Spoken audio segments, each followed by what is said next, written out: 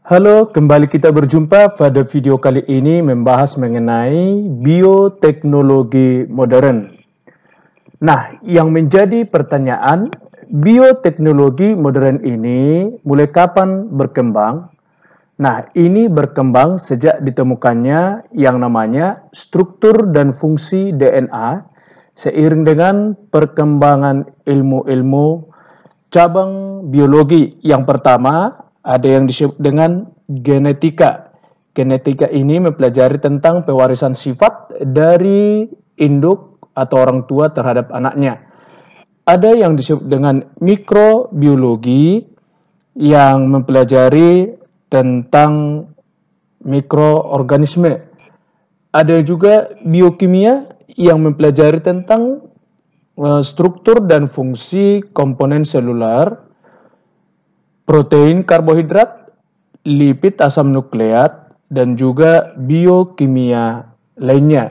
Ada juga biologi sel dan molekuler. Biologi sel mempelajari tentang sel dan molekuler ini tentang fungsi dan juga organisasi jasad hidup dan organisme. Oke. Yang selanjutnya, ciri atau yang menjadi sifat bioteknologi modern ini, yang pertama dilakukan dalam kondisi yang sangat steril. Memanfaatkan prinsip rekayasa genetika. Yang ketiga, dapat menghasilkan sifat baru pada organisme. Yang keempat, menggunakan peralatan yang lebih modern. Yang kelima, produksi dalam jumlah yang lebih banyak. Tentu yang keenam, kualitasnya yang standar dan yang terjamin. Nah, bioteknologi modern ini telah dimanfaatkan dengan metode-metode terkini dari bioteknologi, yaitu ada yang disebut dengan kultur jaringan, cloning, teknologi hibridoma, rekombinasi DNA, dan teknik bayi tabung. Oke. Yang pertama, kultur jaringan di sini merupakan memperbanyak tanaman secara vegetatif dengan memanfaatkan sifat totipotensi tumbuhan. Totipotensi ini artinya kemampuan setiap sel tumbuhan yang bisa menjadi individu baru dengan sifat yang sama terhadap induknya. Nah, contoh kultur jaringan di sini prosesnya yaitu yang pertama ada yang disebut dengan pembuatan media. Ya, pembuatan media ini selanjutnya inisiasi, yaitu pengambilan eksplan. Oke. Baru setelah diambil eksplan ini, tentu eksplannya disterilisasi dulu, yaitu membebaskan eksplan dari kuman. Yang keempat atau selanjutnya disebut dengan multiplikasi, ya, yaitu memperbanyak calon tanaman dengan menanam eksplan pada media. Baru ada yang disebut dengan pengakaran. Tentu pengakaran ini merupakan fase di mana eksplan menunjukkan adanya pertumbuhan akar. Baru aklimatisasi. Nah, aklimatisasi ini merupakan pemindahan plantet, ya, dari lingkungan yang terkontrol. Biasanya tanaman di sini heterotrop ke kondisi lingkungan yang tak terkendali. Lingkungan tak terkendali ini misalnya dari suhu, ada yang dari cahaya, dan juga bisa dari kelembapan tanah. Nah, dalam keadaan seperti ini, aklimatisasi ini, dia tanaman sudah menjadi autotrop. Dia sudah bisa membuat makanannya sendiri. Oke, ini contoh proses kultur jaringan. Ya. Yang selanjutnya ada yang disebut dengan manfaat dan keuntungan dari kultur jaringan, yaitu dapat memperbanyak tanaman dalam jumlah yang sangat besar dengan waktu yang relatif yang sangat singkat. Tanaman yang diperbanyak ini tanaman yang unggul dan juga langka, bisa dilakukan terhadap tanaman yang langka. Yang kedua, menghasilkan tanaman yang sama persis dengan induknya. Tentu ini salah satu cara vegetatif. Dan ini dapat dilakukan pada tanaman untuk dilestarikan. Baru menghasilkan tanaman bebas virus, bebas memilih bagian tubuh tumbuhan yang akan dikembangkan sebagai bagian yang dikultur. Bisa dari daun, bisa dari akar, dan lain sebagainya. Baru waktu yang diperlukan itu sangat singkat. Dapat dilakukan dalam ruangan yang relatif sempit. Tidak harus membutuhkan ruangan yang luas. Yang selanjutnya, nomor 2, yaitu cloning. Nah, di sini dengan cara memperbanyak individu untuk menghasilkan individu baru yang identik dengan sifat yang sama induknya. Tentu ini salah satu vegetatif, maka ini dinamakan dengan tanpa melalui perkawinan. Nah, jenis cloning di sini ada 2, ada yang disebut dengan cloning embrio dan yang kedua cloning transfer inti. Nah, yang pertama kita bahas mengenai cloning embrio. Di sini merupakan teknik cloning dengan menggunakan sel telur yang telah dibuahi dan mengalami proses pembentukan embrio agar diperoleh individu baru dengan sifat yang sama dengan kedua induknya tanpa melalui perkawinan. Nah, di sini langkah-langkah atau tahapannya. Yang pertama, sel telurnya difertilisasi dengan sel sperma secara in vitro atau disebut dengan di luar tubuh. Baru zigot, hasil difertilisasi ini disebut zigot, akan tumbuh menjadi embrio dan kemudian ditanamkan dengan cara disuntikkan ke dalam rahim hewan betina dewasa yang lainnya. Baru embrio di dalam rahim hewan betina akan tumbuh hingga akhirnya siap untuk dilahirkan. Contoh cloning pada embrio pada katak ya. Ini. Perhatikan dalam setiap langkah-langkahnya embrio kataknya terus sampai dia menjadi siap untuk Oke, perhatikan ini merupakan cloning embrio pada katak. Perhatikan setiap langkah-langkahnya. Yang selanjutnya, cloning embrio pada sapi. Sperma dari sapi jantan diambil, terus sel telurnya dari yang betina juga, maka dilakukan fertilisasi di luar dari si sapi betina ini. Tentu dengan peralatan yang sudah sangat mendukung. Lalu embrionya ini dipisahkan menjadi beberapa bagian dan selanjutnya ditanamkan ke rahim sapi betina. Yang selanjutnya, cloning embrio pada manusia dikenal dengan istilah bayi tabung. Nah, ini salah satu metode dalam bioteknologi modern yang berguna untuk mengatasi masalah pasangan yang memiliki hambatan dalam menghasilkan keturunan atau infertilitas. Salah satu caranya dilakukan dengan bayi tabung. Nah, prosedur bayi tabung ini yaitu sama juga dengan yang di atas tadi, dengan cara mengambil sel telur dan sperma dari dalam tubuh, kemudian dilakukan pembuahan di media khusus. Tapi bukan di dalam tubuh wanita, dan tepatnya yang disebut dengan sebuah tabung pembuahan. Dan setelah sel telur ini berhasil dibuahi, maka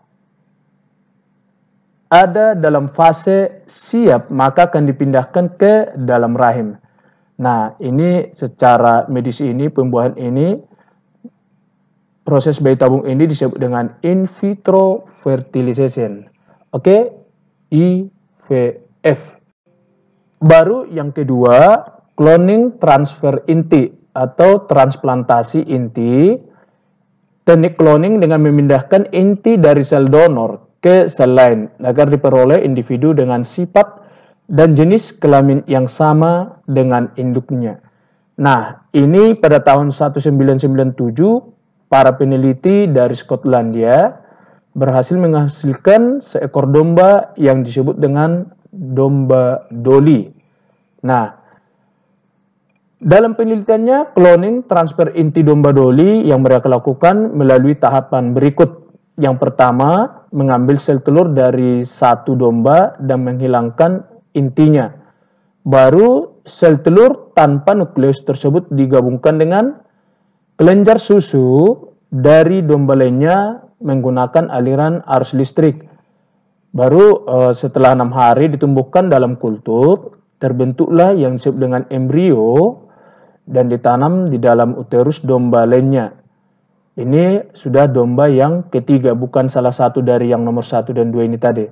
Dan yang mirip dengan pendonor sel telur, ya. Yang mirip dengan pendonor sel telur domba yang ketiga tadi. Yang selanjutnya, domba tersebut melahirkan anak yang identik dengan domba pendonor sel yang pertama tadi. Oke? Nah, di sini contoh tahapan cloning transfer inti pada domba Dolly. Ini ya. Inilah hasilnya. Domba Dolly dengan materi genetis identik dengan sel mamai donor ya. Yang ini. Sel mamai donor tadi. Identik yang ini. Ini. Oke? Baru yang ketiga, rekayasa genetika merupakan usaha memanipulasi sifat makhluk hidup untuk menghasilkan makhluk hidup sifat yang baru sesuai dengan yang diinginkan. Jenis-jenis rekayasa genetika di sini ada dua. Yang pertama, teknologi hibridoma, rekombinasi DNA, dan yang pertama kita bahas mengenai teknologi hibridoma. Ini teknologi hibridoma merupakan proses penyatuan atau fusi dua sel yang berasal dari organisme yang sama atau yang berbeda sehingga dihasilkan sel hibrid yang unggul yang mengandung campuran gen dari kedua sel tersebut. Nah, selanjutnya campuran gen kedua sel itu dikembangkan atau ditumbuhkan sehingga dihasilkan triliunan sel yang mengandung satu sel gen yang komplit dari dua sel asal. Nah, salah satu pemanfaatan teknologi hibridoma adalah pembuatan antibodi monoklonal. Apa itu antibodi? Merupakan protein yang dihasilkan oleh sel limfosit B atau sel T yang bertugas melawan setiap benda asing atau antigen yang masuk ke dalam tubuh. Sedangkan antibodi monoklonal tadi yaitu antibodi yang hanya mengenali dan melawan satu jenis antigen. Ini berasal dari pengeklonan satu sel hibridoma, ya.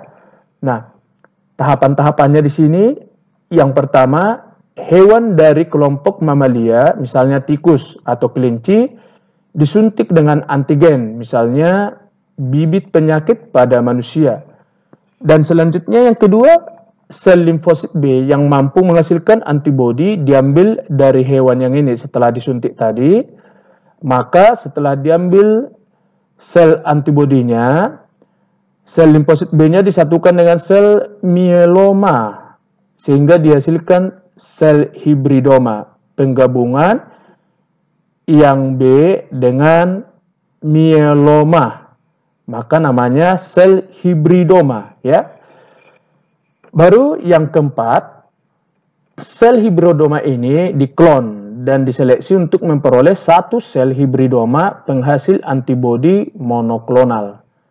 Diseleksi tadi setelah digabung, maka sel hibridoma ini dipilih dan dikembangbiakkan untuk menghasilkan antibodi monoklonal yang sesuai dengan kebutuhan manusia atau sebagian disuntik untuk dimanfaatkan kembali. Nah, tahapan pembuatan antibodi monoklonal. Yang ini tadi tikus ya. Nah, antibodi monoklonal ini berguna untuk apa? Yaitu yang pertama mendiagnosis jenis penyakit yang diderita pasien. Yang kedua, meningkatkan ketahanan tubuh terhadap kanker dan penyakit lainnya. Baru vaksin hepatitis. Baru pemanfaatan mikroba dalam industri pangan, kimia, dan pengolahan limbah atau polutan. Baru yang bagian B, rekombinasi DNA, deoksiribonukleat ya. Nah, rekombinasi DNA di sini merupakan proses penyambungan dua atau lebih untaian DNA yang berbeda sehingga dihasilkan DNA rekombinan. Nah, rekombinan DNA ini bisa terjadi secara alami, tapi bisa juga dibuat atau diperoleh. Nah, salah satu pemanfaatan rekombinasi DNA ini melalui teknologi plasmid atau pembuatan hormon insulin.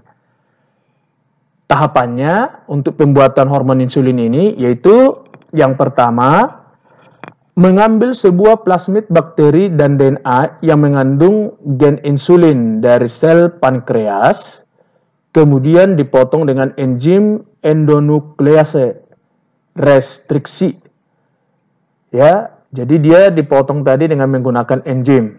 Yang kedua, fragmen atau potongan DNA gen insulin disambungkan pada plasmid menggunakan enzim ligase sehingga terbentuk plasmid rekombinan. Ya, setelah dipotong baru disambungkan. Yang ketiga, plasmid rekombinan tadi dimasukkan ke dalam sel bakteri sehingga diperoleh yang namanya bakteri rekombinan yang mempunyai gen kromosom asli dan juga gen insulin. Baru yang keempat, bakteri rekombinan ini dikembangbiakkan sehingga diperoleh yang namanya populasi bakteri yang mampu menghasilkan insulin dalam jumlah yang sangat banyak. Nah, hormon insulin ini yang dihasilkan oleh bakteri rekombinan ini dikumpulkan dan siap untuk disuntikkan pada penderita diabetes mellitus siapapun yang memerlukan. Jadi itulah tahapan pembuatan hormon insulin tadi ya. Ini tahapan pembuatan insulin dengan teknologi plasmid. Mulai dari pengambilan sel pankreas penghasil insulin sampai kepada hormon insulin yang siap untuk disuntikkan bagi siapa yang memerlukan. Yang selanjutnya pemanfaatan rekayasa genetika. Di sini yang pertama pembuatan organisme transgenik, baru pembuatan vaksin baru dan terapi gen. Nah, yang pertama kita bahas mengenai pembuatan organisme transgenik. Nah, ini organisme yang mendapatkan gen-gen dari organisme lain, bakteri atau virus, melalui proses rekombinasi DNA. Nah, ini tanaman transgenik yang telah dikembangkan diantaranya memiliki sifat yang pertama, tahan lama.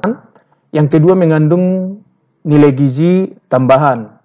Baru tahan pestisida dan tahan terhadap perubahan cuaca, memiliki variasi bentuk buah, dan mampu menghasilkan cahaya. Nah, seperti apa hasil rekayasa genetika pada tanamannya? Yang pertama ini ada ditemukan beras emas.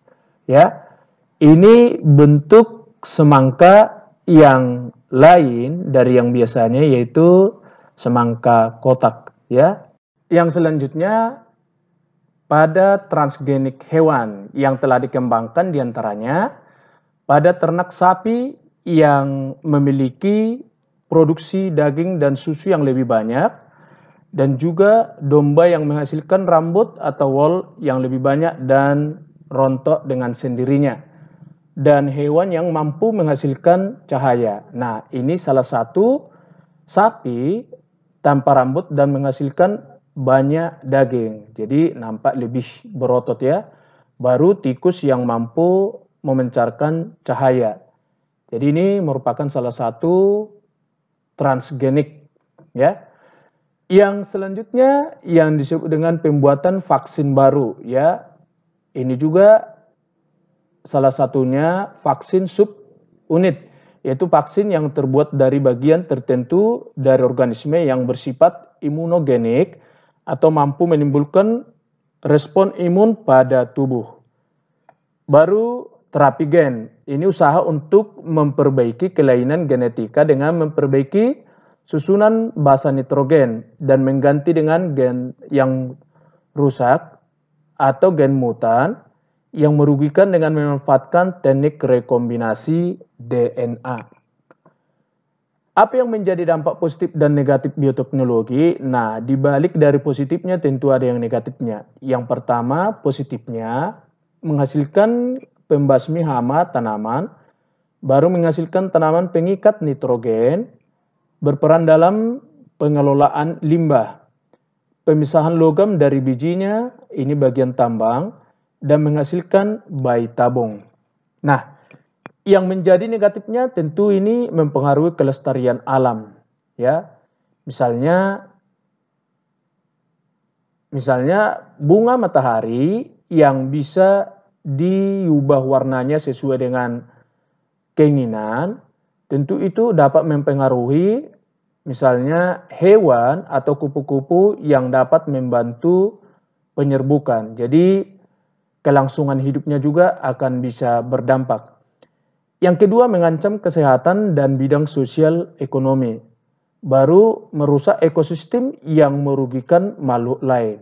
Nah, hasil rekayasa genetik tadi atau transgenik tadi, jika dilepaskan ke alam liar atau alam terbuka, maka itu akan dapat mempengaruhi hewan yang lain ketika terjadi perkawinan. Nah, bisa menjadi mutan dia ya.